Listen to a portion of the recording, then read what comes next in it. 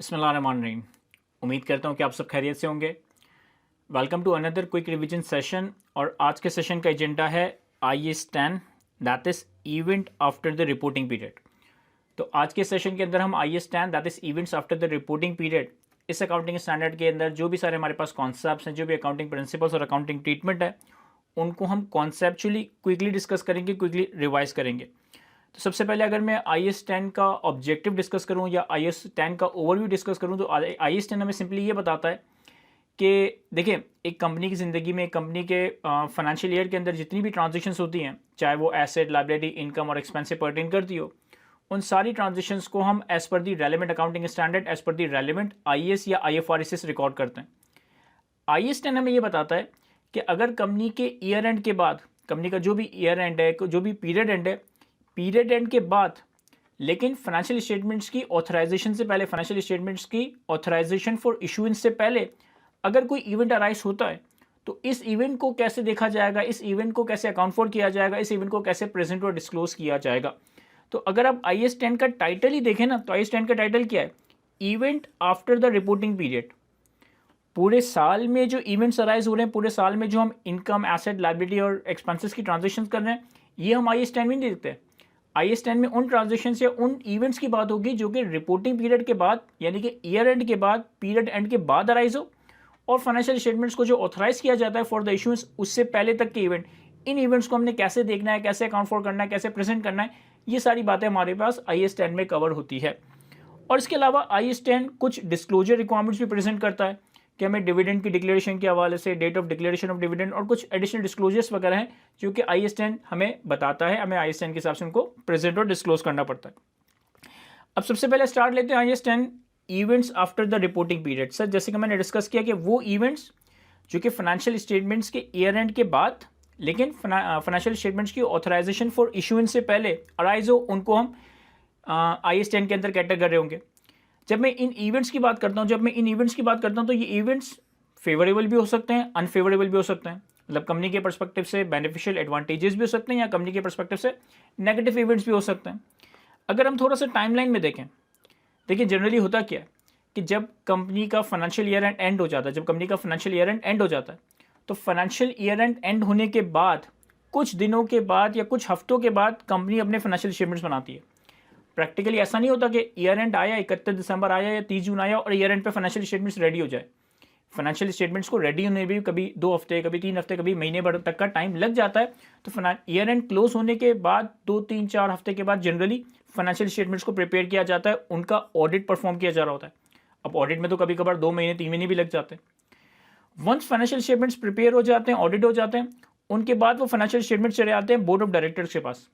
Company के जो भी डायरेक्टर्स हैं, उनकी एक मीटिंग कंडक्ट होती है जिसमें वो इन फाइनेंशियल स्टेटमेंट्स को रिव्यू करते हैं, यानी पूरे साल के नंबर्स देखते हैं, पूरे साल की परफॉर्मेंस को असेस करते हैं, बैलेंस शीट पे P&L के सारे नंबर्स को रिव्यू कर रहे होते हैं, असेस कर रहे होते हैं, और फिर वो फाइनेंशियल स्टेटमेंट्स को ऑथराइज कर देते हैं कि ये फाइनेंशियल स्टेटमेंट शेयर होल्डर्स को इशू हो जाए, इनको ऑथराइज कर दो।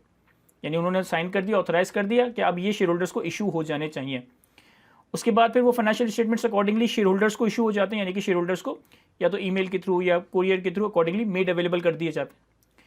इसके बाद फिर शेयर होल्डर्स की एक मीटिंग कंडक्ट की जाती है जिसको हम AGM कहते हैं, जिसको हम एनुअल जनरल मीटिंग कह रहे होते हैं।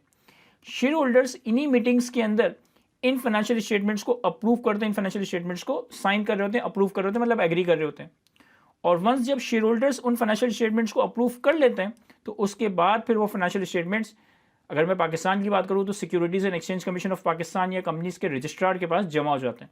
डिफरेंट मुल्कों में अथॉरिटीज़ डिफरेंट हो सकती है। फॉर एग्जांपल UK में कंपनीज हाउस है, पाकिस्तान में securities and exchange commission of Pakistan है। तो ये पूरा एक टाइमलाइन है जो कि प्रैक्टिकली फॉलो हो रहा होता है। अगर हम इसी टाइमलाइन को डेट के परस्पेक्टिव से देखें, फॉर एग्जांपल कि 1 जनवरी 2024 पे हमारा अकाउंटिंग ईयर स्टार्ट हुआ, 31 दिसंबर 2024 पे हमारा अकाउंटिंग ईयर एंड हुआ, तो ये हमारा ईयर एंड है, ये हमारा ईयर एंड है। मान लेते हैं कि 1 महीने का टाइम लगा और 1 महीने में मैनेजमेंट ने फाइनेंशियल स्टेटमेंट्स को प्रिपेयर कर लिया, 31 जनवरी 2025 आ गया। मान लेते हैं 1 महीने में ऑडिटर्स ने इन फाइनेंशियल स्टेटमेंट्स को ऑडिट किया और ऑडिटेड फाइनेंशियल स्टेटमेंट्स दे दिए, यानी कि ऑडिट रिपोर्ट वगैरह इशू कर दी। अब ये फाइनेंशियल स्टेटमेंट्स जाएंगे बोर्ड ऑफ डायरेक्टर के पास। बोर्ड ऑफ डायरेक्टर इन फाइनेंशियल स्टेटमेंट्स को रिव्यू करेंगे और ऑथराइजेशन देंगे कि अब ये फाइनेंशियल स्टेटमेंट्स शेयर होल्डर्स को डिस्ट्रीब्यूट कर दिए जाएं। तो फिर ये फाइनेंशियल स्टेटमेंट शेयर होल्डर्स के पास चले जाएंगे। शेयर होल्डर्स एजीएम में, एनुअल जनरल मीटिंग में इन फाइनेंशियल स्टेटमेंट्स को ऑथराइज कर रहा होगा, अप्रूव कर रहा होगा, और फाइनली फिर ये सिक्योरिटीज एंड एक्सचेंज कमीशन के पास या जो भी आपका कंपनी से रजिस्ट्रार है उनके पास ये फाइनेंशियल स्टेटमेंट्स जमा हो जाएंगे। अब IAS 10 के स्कोप में क्या आता है सर? IAS 10 के स्कोप में वो इवेंट्स आते हैं जो कि ईयर एंड के बाद और फाइनेंशियल स्टेटमेंट्स की बोर्ड ऑफ डायरेक्टर्स ने जो ऑथराइजेशन की है उनके दरमियान में इवेंट्स अराइज हुए हैं। यानी कि हमारी इस एग्जाम्पल में 31 दिसंबर 2024 से लेकर बोर्ड ऑफ डायरेक्टर्स ने फाइनेंशियल स्टेटमेंट्स को कब ऑथराइज किया? 15 मार्च 2025। तो इस अरसे में, इस पीरियड में जो भी इवेंट्स अराइज होंगे उनको हम IAS 10 के लेंसेज से देख रहे होंगे, कि उनको हम IAS 10 के तराजू में तोड़ रहे होंगे कि अब इनको क्या करना है, इनको अकाउंट फॉर करना है, इनको प्रेजेंट करना है, इनको डिस्क्लोज वगैरह करना है। तो वो इवेंट्स जो कि ईयर एंड के बाद लेकिन फाइनेंशियल स्टेटमेंट्स की ऑथराइजेशन के वक्त तक अराइज हुए, ये सारे इवेंट्स हम IAS 10 में देख रहे होते हैं। अब जैसे कि मैंने कहा कि ये इवेंट्स कंपनी के पर्सपेक्टिव से फेवरेबल भी हो सकते हैं, अनफेवरेबल भी हो सकते हैं। फेवरेबल मतलब उनकी इनकम या एसेट्स इंक्रीज हो रहा हो, अनफेवरेबल मतलब उनके एक्सपेंसेस या लाइबिलिटीज वगैरह में कोई इंक्रीज आ रहा हो या प्रोविजंस वगैरह रिकॉर्ड हो रहे हो अकॉर्डिंगली। IAS 10 इन सारे इवेंट्स को, चाहे वो फेवरेबल हो या अनफेवरेबल हो, दो कैटेगरीज में बाइफरकेट करता है। One is called adjusting event and the second is called non-adjusting event. One is called adjusting event and the second is called non-adjusting event. अब देखिए, आपको थोड़ा बहुत तो नाम से ही अंदाजा हो गया है कि adjusting event, non adjusting event का क्या मतलब है। वो इवेंट्स जिनको फाइनेंशियल स्टेटमेंट्स में एडजस्ट किया जाएगा उनको हम एडजस्टिंग इवेंट्स कह रहे होंगे, और वो इवेंट्स जिनको फाइनेंशियल स्टेटमेंट्स में एडजस्ट नहीं किया जाएगा उनको हम नॉन एडजस्टिंग इवेंट कह रहे होंगे। अब ये तो एज अ अकाउंटेंट हमारी टर्मिनोलॉजी है कि अगर इवेंट्स को फाइनेंशियल स्टेटमेंट्स में एडजस्ट किया जाए तो वो एडजस्टिंग इवेंट है, अदरवाइज वो नॉन एडजस्टिंग इवेंट है। IAS 10 इसे कैसे डिफाइन करता है? IAS 10 ये कहता है कि events after the reporting period that provide evidence of conditions that existed at the reporting date, कहता है ऐसे इवेंट्स जो एक्चुअली तो ईयर एंड के बाद अराइज हुए लेकिन वो ईयर एंड पे एग्जिस्ट करते थे, उनकी कंडीशंस ईयर एंड पे एग्जिस्ट करती थी, तभी तो हम इनको फाइनेंशियल स्टेटमेंट्स के अंदर एडजस्ट कर रहे हैं। इस तरह के इवेंट्स को हम एडजस्टिंग इवेंट्स कह रहे होंगे। और नॉन एडजस्टिंग इवेंट्स को कैसे डिफाइन करता है? Events after the reporting period that are indicative of conditions that arose after the reporting period, यानी कि वो इवेंट्स जो कि ईयर एंड के बाद अराइज हुए हैं लेकिन उनके सपोर्टिव में या उनके साथ जो कंडीशंस अटैच थे वो ईयर एंड पे एग्जिस्ट नहीं करती थी, वो कंडीशन भी ईयर एंड के बाद ही अराइज हुई। तो ऑब्वियसली इस तरह के इवेंट्स को हम एडजस्ट नहीं कर रहे होंगे, इसे हम नॉन एडजस्टिंग इवेंट कह रहे होंगे। अब हम कुछ एग्जांपल्स देखते हैं कि एडजस्टिंग इवेंट और नॉन एडजस्टिंग इवेंट की एग्जांपल्स क्या। अच्छा, एडजस्टिंग इवेंट्स को तो हमें समझ आता है कि हमें फाइनेंशियल स्टेटमेंट्स में एडजस्ट करना होगा, अदर वो एक्सपेंस से पर्टेन करता है, इनकम से पर्टेन करता है, हम अकॉर्डिंगली फाइनेंशियल स्टेटमेंट्स में इसे एडजस्ट कर रहे होंगे, other income, expense, asset, liability, कुछ चीज़ें रिकॉर्ड कर रहे होंगे। नॉन एडजस्टिंग इवेंट का मतलब ये नहीं है कि नॉन एडजस्टिंग इवेंट को ऑल टुगेदर इग्नोर कर देना है, नहीं। नॉन एडजस्टिंग इवेंट को हम अकाउंट फॉर नहीं करेंगे, अपने फाइनेंशियल स्टेटमेंट्स को एडजस्ट नहीं करेंगे, लेकिन जब मैं इसकी डिटेल्स में आऊँगा तो मैं बताऊँगा कि अगर कोई मटीरियल नॉन एडजस्टिंग इवेंट है तो मटीरियल नॉन एडजस्टिंग इवेंट को भी डिस्क्लोज जरूर किया जाए, तो मटीरियल नॉन एडजस्टिंग इवेंट का भी डिस्क्लोजर प्रोवाइड किया जाता है। कुछ एग्जाम्पल्स देखते हैं adjusting event, non adjusting event की। सर सबसे पहले एग्जाम्पल्स देखते हैं हम एडजस्टिंग इवेंट की।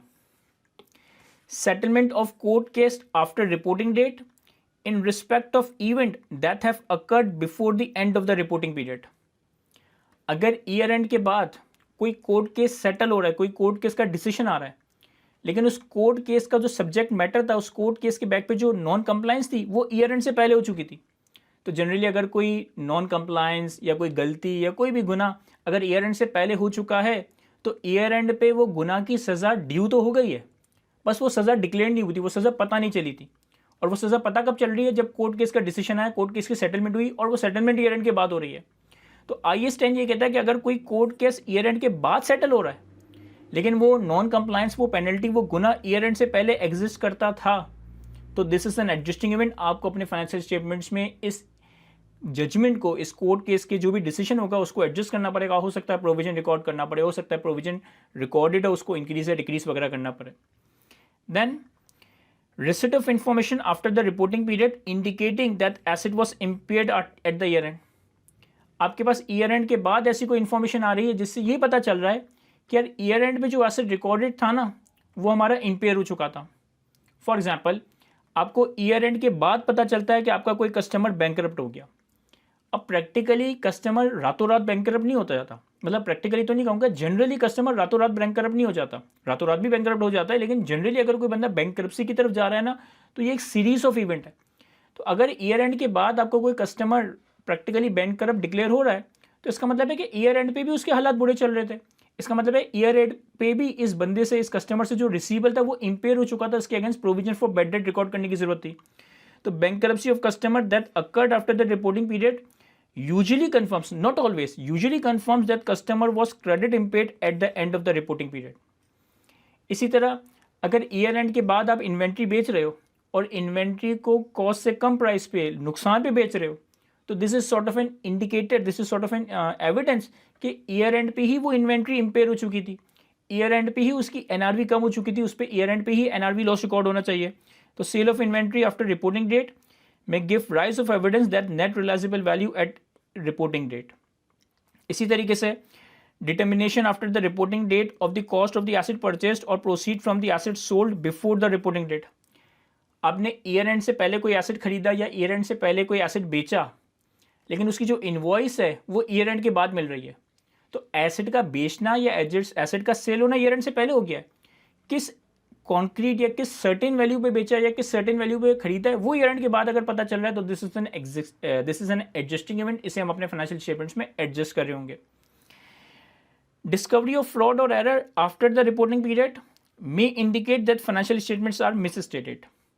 सर ईयर एंड के बाद हमें किसी कंपनी का फ्रॉड पता चलता, हमें किसी एम्प्लॉय का पता चलता है कि कोई एम्प्लॉय ने फ्रॉड किया है, कोई एरर वगैरह किए, लेकिन वो जो एम्प्लॉय ने फ्रॉड या एरर किए ना, वो ईयर एंड से पहले किया था, हमें पता बाद में चल रहा है, लेकिन फ्रॉड तो ऑलरेडी ईयर एंड पे हो चुका था ना। तो again this is an adjusting event, हम अपने फाइनेंशियल स्टेटमेंट्स को अकॉर्डिंगली एडजस्ट कर रहे होंगे। तो ये हमारे पास कुछ एग्जांपल्स हैं एडजस्टिंग इवेंट्स की। इसी तरीके से हमारे पास कुछ एग्जांपल्स हैं नॉन एडजस्टिंग इवेंट की, यानी कि कौन सी ऐसी चीज़ें हैं जिसमें फाइनेंशियल स्टेटमेंट्स को एडजस्ट नहीं किया जाएगा, अगर वो मटीरियल इवेंट्स है तो फिर उनको डिस्क्लोज जरूर किया जाएगा। Number 1, declaration of dividend after the reporting date does not indicate existence of liability to pay dividend at reporting date. अच्छा, डिविडेंड पे तो मैं डिटेल में बात करूंगा, डिविडेंड पे तो मैं डिटेल में ही बात करूंगा, लेकिन यहाँ पर नॉन एडजस्टिंग इवेंट की एग्जांपल में डिविडेंड को बयान किया गया। देखिए, कंपनी की ज़िंदगी में डिविडेंड कैश डिविडेंड हो सकता है, बोनस डिविडेंड हो सकता है। डिविडेंड इंटरिम डिविडेंड हो सकता है, फाइनल डिविडेंड हो सकता है। अब इंटरिम डिविडेंड क्या होता है? वो डिविडेंड जो during the year he declare हो जाए, during that year he announce हो जाए। फॉर एग्जांपल कि अगर हमारा ईयर 1 जनवरी 2024 से लेकर 31 दिसंबर 2024 है, तो इस साल के अरसे में 30 जून 2024 पे 6 महीने के इंटरिम फाइनेंशियल स्टेटमेंट्स बने होंगे। हमारा ईयर है 1 जनवरी 24 से 31 दिसंबर 24, तो 30 जून पे 6 महीने के interim half yearly financial statements बने होंगे। तो for example interim financial statements board of directors ने 31 जुलाई पे अप्रूव किए और बोर्ड ऑफ डायरेक्टर ने 31 जुलाई 2024 पे इंटरिम डिविडेंड डिक्लेयर कर दिया। अच्छा, अगर मैं स्पेसिफिकली पाकिस्तान की बात करूं, ज़्यादातर मुल्कों में ऐसा हो सकता है। पाकिस्तान में क्या होता है कि इंटरिम डिविडेंड को जो डिक्लेयर करने की अथॉरिटी है ना, पावर्स है ना, वो बोर्ड ऑफ डायरेक्टर के पास है। तो अगर बोर्ड ऑफ डायरेक्टर्स ने 6 महीने के फाइनेंशियल स्टेटमेंट्स की बेसिस पे एक मीटिंग कंडक्ट की और इंटरिम डिविडेंड डिक्लेयर कर दिया, तो date of board meeting is the date of declaration. जिस दिन बोर्ड मीटिंग कंडक्ट हुई है, जिस दिन बोर्ड ऑफ डायरेक्टर्स ने डिविडेंड अप्रूव किया है, यही डिविडेंड की डिक्लेरेशन डेट होगी। लेकिन फाइनल डिविडेंड के केस में ऐसा नहीं होता। फाइनल डिविडेंड के केस में क्या होता है कि पहले तो ईयर एंड कंप्लीट हुआ, फिर फाइनेंशियल स्टेटमेंट्स बने, फिर फाइनेंशियल स्टेटमेंट्स का ऑडिट हुआ, फिर डायरेक्टर ने फाइनेंशियल स्टेटमेंट्स को रिव्यू किया, ऑथराइज किया। अब इस डेट पे डायरेक्टर्स डिविडेंड रिकमेंड कर सकते हैं। फाइनल डिविडेंड के केस में डायरेक्टर्स डिविडेंड अप्रूव या ऑथराइज नहीं करता, डायरेक्टर डिविडेंड रिकमेंड कर रहा होता है शेयर होल्डर्स को, भाई हमारे हिसाब से इतना डिविडेंड देना चाहिए। फिर जब शेयर होल्डर की मीटिंग्स हो रही होती है ना, जब शेयर होल्डर की एजीएम होती है ना, तो शेयर होल्डर फाइनली डिसाइड करते हैं कि डायरेक्टर्स की जो रिकमेंडेशन है उसको मानना या नहीं मानना। डायरेक्टर्स फाइनल डिविडेंड के हवाले से रिकमेंडेशन देंगे, डिविडेंड देना है नहीं देना, कितना देना, इसका डिसीजन कौन लेगा? इसका डिसीजन शेयर होल्डर्स ले रहे होंगे। अच्छा, फिर हमारे कंपनी लॉ में ये भी लिखा है कि शेयर होल्डर्स डायरेक्टर के रिकमेंडेड डिविडेंड को अप्रूव कर सकते हैं, कम कर सकते हैं, लेकिन बढ़ा नहीं सकते। भाई डायरेक्टर ने रिकमेंडेशन दी कि 3 रुपये पर शेयर डिविडेंड दिया जाए, तो शेयर होल्डर या तो 3 रुपये पर शेयर डिविडेंड अप्रूव कर दें, या 3 रुपये से कम कर दें, या कोई डिविडेंड ना डिक्लेयर करें, लेकिन वो 3 रुपये से डिविडेंड को बढ़ा नहीं सकते। ये हमारे कंपनी लॉ की रिक्वायरमेंट वगैरह है। तो इंटरिम डिविडेंड तो शेयर डायरेक्टर ही डिक्लेयर कर देता है जब डायरेक्टर की मीटिंग कंडक्ट होती है, लेकिन फाइनल डिविडेंड जो है वो ईयर एंड के बाद एजीएम के अंदर फाइनली शेयर होल्डर्स अप्रूव कर रहे होते हैं। तो जब एक साल कंप्लीट हो जाता है, अगले साल के अंदर जब शेयर होल्डर्स इसे डिक्लेयर करेंगे, इसे अप्रूव करेंगे, तो this is a non adjusting event. हम इसे IS1 IFRS 18 के हिसाब से फाइनेंशियल स्टेटमेंट्स में डिस्क्लोज तो करता है, लेकिन इसकी जनरल एंट्री नहीं बनाते, रिटेन अर्निंग्स को डेबिट करके डिविडेंड पेबल को क्रेडिट नहीं करते। ये अगले फाइनेंशियल ईयर में रिकॉर्ड किया जाएगा, जिस फाइनेंशियल ईयर से ये पर्टेन करता है, जिस फाइनेंशियल ईयर से फाइनल डिविडेंड पर्टेन करता है, उसे उस साल में अकाउंट फॉर नहीं किया जाता, उसे नेक्स्ट फाइनेंशियल ईयर के अंदर अकाउंट फॉर किया जाता है, retained earning debit dividend payable credit किया जाता है। इसी तरीके से major business combination of entities और disposal of subsidiary after the year end, अगर ईयर एंड के बाद मैं अपना बिजनेस रीऑर्गेनाइज कर रहा हूँ, बिजनेस कॉम्बिनेशन कर रहा हूँ, कोई सब्सिडी वगैरह बेच रहा हूँ। मेजर परचेज और disposal of asset, classification of asset as held for sale और expropriation of major assets by the government. Again ये सारे इवेंट्स उस वक्त जब ईयर एंड के बाद अराइज हो। Destruction of asset of the entity by floods और fire occurring after the reporting date, अगर आपका कोई एसेट, कोई फैक्ट्री, कोई प्लांट एंड मशीनरी किसी एक्सीडेंट की वजह से डिस्ट्रॉय हो जाए, लेकिन वो एक्सीडेंट हुआ ही ईयर एंड के बाद है, तो ये एक नॉन एडजस्टिंग इवेंट है। मैनेजमेंट प्लान टू डिसकंटिन्यू और significantly curtail the activities in major geographical segments, announcing a major restructuring after the reporting date, major share transition after the reporting period. ये important point है, change in share price, foreign exchange rate after the reporting period and change in tax rates और tax law after the reporting period. अगर company ने किसी दूसरी company में investments कर रखी हैं और उस इन्वेस्टी कंपनी की शेयर प्राइस में चेंज आता है, या कंपनी के पास फॉरेन करेंसी एसेट्स हैं और फॉरेन एक्सचेंज रेट्स में चेंज आता है, या टैक्स लॉस और टैक्स रेट्स में चेंज आता है, लेकिन ये जो चेंज है ना वो ईयर एंड के बाद हो रहा है, वो रिपोर्टिंग पीरियड के बाद हो रहा है, तो ये नॉन एडजस्टिंग इवेंट होगा। ये नॉन एडजस्टिंग इवेंट होगा, इसे हम एडजस्ट नहीं कर रहे होंगे। अगर ईयर एंड से पहले चेंज आ जाता तो फिर ये एडजस्टिंग इवेंट नहीं होता, फिर ये नॉर्मल इवेंट होता, क्योंकि अगर ईयर एंड से पहले कोई चीज़ राइज हो रही है तो फिर वो IAS 10 की स्कोप में नहीं आ रही, वो तो नॉर्मल इवेंट है, उसे तो हम वैसे ही अकाउंट फॉर करेंगे। Then entering into significant commitment और contingent liabilities such as guarantee after the reporting period, initiation of major litigation arising solely out of event that occurred after the reporting period. ये सारे examples वो हैं कि भाई आप पे कोई केस हो गया, कोई रिस्ट्रक्चरिंग हो गई, कोई कमिटमेंट कर ली, कोई एग्रीमेंट कर लिया, लेकिन कब सब कुछ ईयर एंड के बाद हो रहा है, तो फिर ये सारे नॉन एडजस्टिंग इवेंट कहलाए जाएंगे। अच्छा, प्रैक्टिकली और एग्जाम परस्पेक्टिव से ऐसा हो सकता है कि आपका एग्जामिनर कहे कि ईयर एंड के बाद एक कस्टमर बैंकरप्ट हो गया, ईयर एंड के बाद एक कस्टमर बैंकरप्ट हो गया, तो ये एक एडजस्टिंग इवेंट है, क्योंकि अगर ईयर एंड के बाद एक कस्टमर बैंकरप्ट डिक्लेयर हो रहा है तो उसका मतलब है ईयर एंड पे ही उसके माशी हालात ख़राब थे, वो इम्पेयर हो चुका था, उसके अगेंस्ट हमें क्रेडिट इम्पेयरमेंट रिकॉर्ड करनी है। लेकिन अगर आपका एग्जामिनर कहे कि भाई ईयर एंड के बाद एक फ्लड आया और फ्लड में हमारे कस्टमर की फैक्ट्री डूब गई, और चूंकि फैक्ट्री डूब गई तो कस्टमर बैंकरप्ट हो गया, अब ये एक एक्सेप्शन बन गई। क्यों? क्योंकि कस्टमर की बैंकरप्सी फ्लड की वजह से हुई है और वो फ्लड आया ही ईयर एंड के बाद है, तो फिर इसे मैं नॉन एडजस्टिंग इवेंट कह रहा हूँगा। तो अगेन ये सिर्फ इंडिकेटिव एग्जाम्पल्स हैं, ये कोई पत्थर पे यकीन नहीं है कि बस यहाँ लिख दिया तो एडजस्टिंग है, यहाँ लिख दिया तो नॉन एडजस्टिंग है। नहीं, आपने केस टू केस बेसिस से इवैल्यूएट करना, असेस करना है कि आइदर ये इवेंट एडजस्टिंग इवेंट है या नॉन एडजस्टिंग इवेंट है। अब वंस आपने कंक्लूड कर लिया कि आइदर ये इवेंट एडजस्टिंग इवेंट है या नॉन एडजस्टिंग इवेंट है, अब हम क्या करेंगे? सर अगर एडजस्टिंग इवेंट होगा तो हम अपने फाइनेंशियल स्टेटमेंट्स को एडजस्ट करेंगे। हो सकता है कि हमें कोई एसेट, लायबिलिटी, इनकम या एक्सपेंस वगैरह को रिकॉर्ड करना पड़ जाए, इंक्रीज या डिक्रीज करना पड़ जाए। अगर वो इवेंट नॉन एडजस्टिंग इवेंट है तो इस केस में हम क्या करेंगे? सर इस केस में हम अपने फाइनेंशियल स्टेटमेंट्स को एडजस्ट नहीं करेंगे, इस केस में अपने फाइनेंशियल स्टेटमेंट्स को एडजस्ट नहीं करेंगे। लेकिन अगर वो non adjusting event material nature का है, अब मटेरियल को मैं परसेंटेज टर्म में या क्वांटिटेटिव में तो नहीं डिफाइन कर सकता, लेकिन स्टैंडर्ड क्या कहता है भाई, मटेरियल का मतलब है एक ऐसी इंफॉर्मेशन जो कि अगर ना बताई जाए तो users of the financial statements का डिसीजन मेकिंग में इंपैक्ट आ सकता है, डिसीजन मेकिंग चेंज हो सकती है। ऐसी इन्फॉर्मेशन जो अगर आपको ना बताई जाए तो आप डिसीजन डिफरेंट लोगे, ऐसी इन्फॉर्मेशन को हम मटेरियल इन्फॉर्मेशन कहेंगे। तो अगर कोई non adjusting event material nature का है तो उसे एडजस्ट नहीं करेंगे, लेकिन उसे डिस्क्लोज ज़रूर करेंगे, उसे डिस्क्लोज ज़रूर करेंगे। और डिस्क्लोजर में हम क्या करेंगे, डिस्क्लोजर में इवेंट के हवाले से थोड़ा बहुत डिस्क्रिप्शन, थोड़ी बहुत नेचर बता देंगे। उस इवेंट का अगर कोई फाइनेंशियल इंपैक्ट है तो वो बता देंगे, और अगर फाइनेंशियल इंपैक्ट को एस्टिमेट नहीं कर सकते तो ये बात बता देंगे कि भाई इसका फाइनेंशियल इंपैक्ट एस्टिमेट नहीं हो सकता। तो डिस्क्लोजर के केस में एक तो नेचर ऑफ इवेंट को डिफाइन करना होगा, उसका कोई फाइनेंशियल इफेक्ट है तो वो बता दें, और अगर फाइनेंशियल इफेक्ट एस्टिमेट नहीं कर सकते तो फिर ये स्टेटमेंट दे दीजिएगा कि इसका फाइनेंशियल इफेक्ट एस्टिमेट नहीं हो सकता है। तो ये तो ब्रॉडली IAS 10 जो बातें डिस्कस करता है वो हमने कवर की। अच्छा, इसके अलावा कुछ स्पेसिफिक बातें हैं जो कि IAS 10 हमें बताता है, जैसे कि एक तो मैंने आपको बताया डिविडेंड के हवाले से कि dividend generally practically final dividend year end के बाद डिसाइड होता है, ईयर एंड के बाद शेयर होल्डर उसे अप्रूव कर रहे होते हैं। तो अगर कंपनी डिविडेंड डिक्लेयर कर रही है रिपोर्टिंग डेट के बाद, तो ये एडजस्टिंग इवेंट नहीं है। इस डिविडेंड को हम ईयर एंड के फाइनेंशियल स्टेटमेंट्स में अकाउंट फॉर नहीं करेंगे, डिस्क्लोज जरूर करेंगे IAS 1 या IFRS 18 के तहत, लेकिन फाइनेंशियल स्टेटमेंट्स के अंदर रिटेन अर्निंग डेबिट और डिविडेंड पेबल क्रेडिट ये पिछले साल में नहीं, जिस साल में डिविडेंड एक्चुअली डिक्लेयर हुआ है उस साल उसे अकाउंट फॉर किया जाएगा।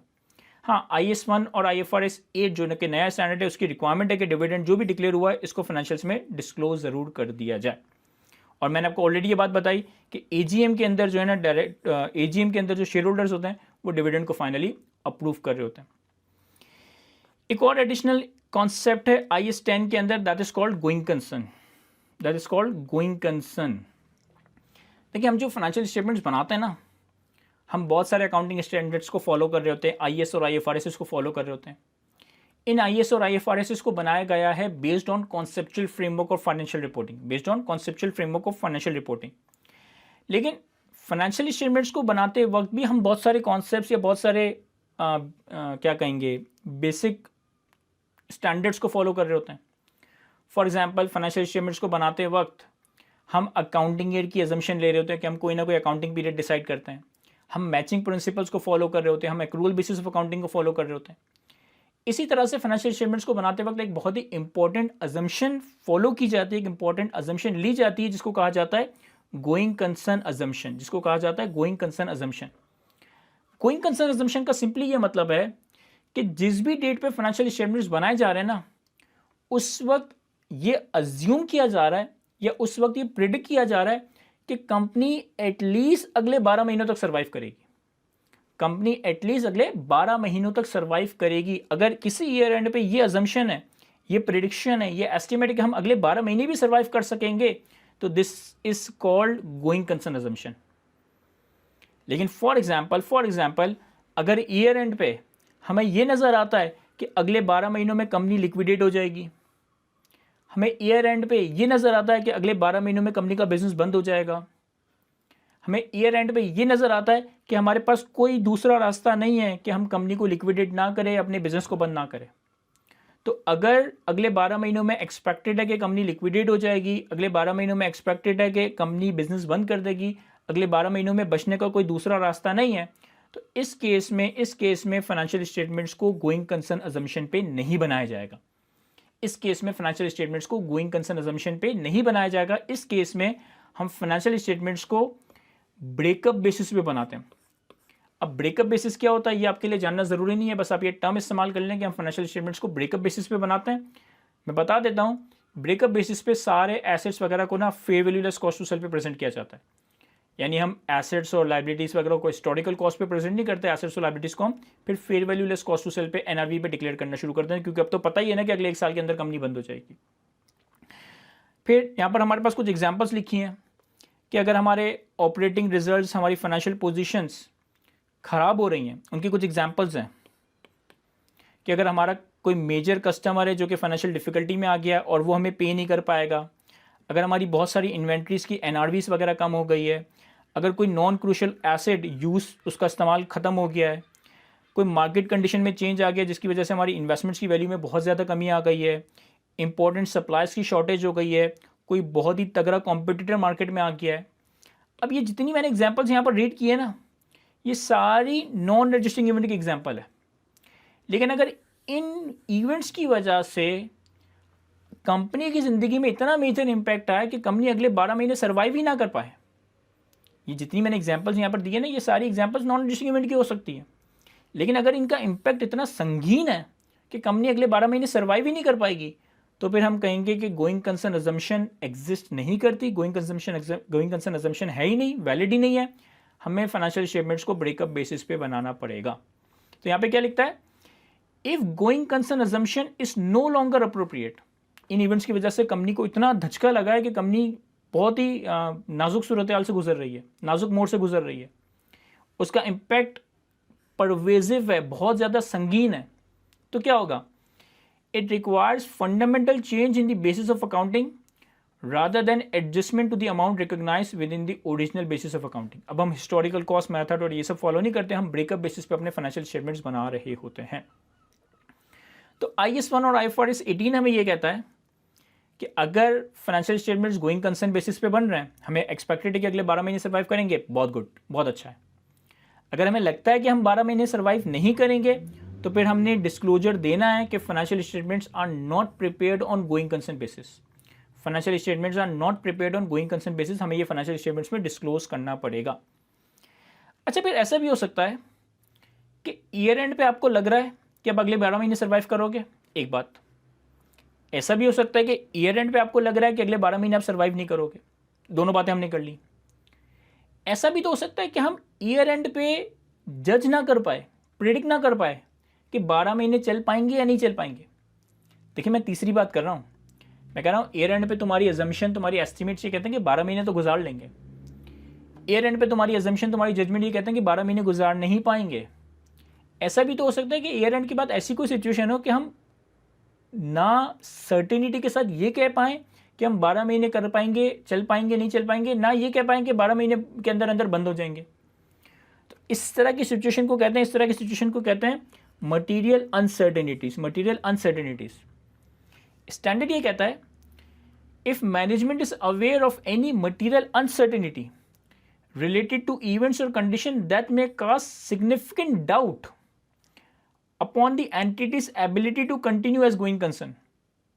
material uncertainty exist करती है कि going concern है या going concern नहीं, तो क्या होगा, these events requires disclosure after, even though these events may arise after the reporting period and therefore financial statements are adjusted even if the going issue has arisen after the reporting period।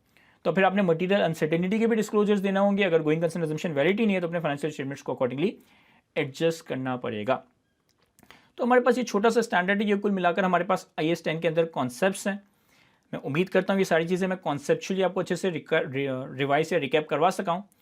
इंशाल्लाह next session के अंदर हम IAS 37 that is provisions, contingent liabilities और contingent assets, तो IAS 37 को हम quickly revise करेंगे। अपना बहुत सारा ख्याल रखिएगा। थैंक यू, अल्लाह हाफिज़।